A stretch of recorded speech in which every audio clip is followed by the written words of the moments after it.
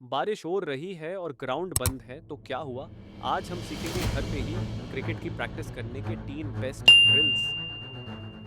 Start करते हैं bowling से। एक सिंपल सेटअप चाहिए, सॉफ्ट बॉल और एक वॉल या नेट। लाइन और लेंथ पे फोकस करो, टारगेट सेट करो और ट्राई करो हर बार उसी जगह बॉल डालना। अब बात करते हैं बैटिंग की। शैडो प्रैक्टिस सबसे इफेक्टिव है। मिरर के सामने या एक प्लेन वॉल के सामने खड़े हो जाओ, स्टैंड लो और फुटवर्क और शॉट सिलेक्शन पे ध्यान दो। फील्डिंग के लिए चाहिए एक टेनिस बॉल और थोड़ा ओपन स्पेस। बॉल पे बॉल थ्रो करो और फास्ट रिएक्शन कैचेस लो। काउच पे डाइव करना सेफ होता है, बस कुशन रेडी रखो। तो दोस्तों, नेक्स्ट टाइम जब बारिश हो, प्रैक्टिस छोड़ो मत, घर को ही बना दो क्रिकेट ग्राउंड। अगर वीडियो पसंद आई हो तो लाइक करो, शेयर करो और सब्सक्राइब करना ना भूलो।